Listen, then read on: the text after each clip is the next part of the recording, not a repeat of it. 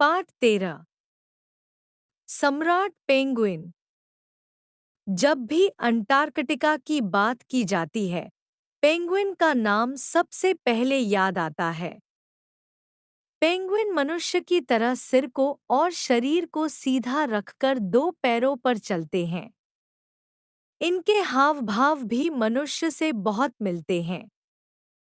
Penguin की चाल पैर घसीट कर चल रहे मनुष्य जैसी होती है। पिछली शताब्दियों में खोजी यात्री दलों को इनसे सचमुच के यात्री दलों का धोखा हो जाता था। एक बार की बात है, किसी टापू के पास पहुंचे मल्लाहों ने देखा कि सामने ऊंची नीची चट्टानों पर एक सेना पंक्ति बांधकर खड़ी है। मल्लाह सोच रहे थे कि यदि टापू पर उतरते हैं तो यह सेना हमला कर सकती है।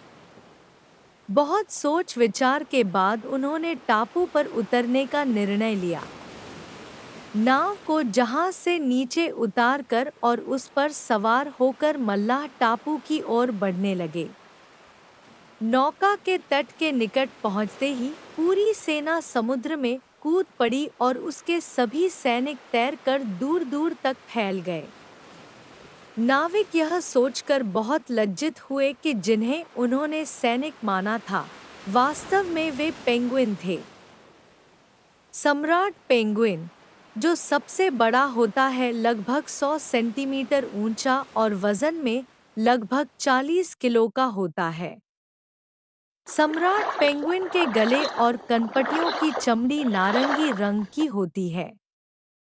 यह केवल अंटार्कटिका क्षेत्र में पाया जाता है। पेंगुइनों का शरीर समुद्री जीवन के अनुकूल ढल गया है। ये अपनी उड़ने की शक्ति खो चुके हैं। अन्य पक्षियों के समान पेंगुइन अपने पंख मोड़कर नहीं रख पाते।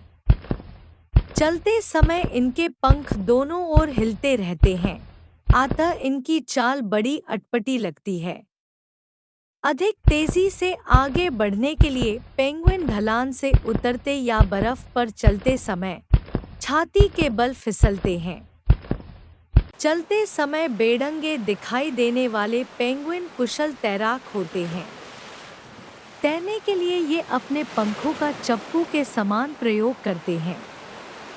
दिशा बदलने में इनके झिल्लीदार पैर इनकी सहायता करते हैं। अपनी गति को कम करने या रुकने के लिए ये अपने पैरों से काम लेते हैं।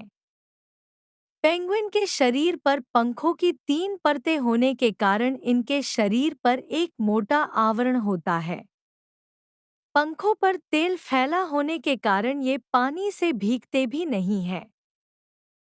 पेंगुइन के पंख उसके शरीर की गर्मी को बाहर नहीं जाने देते।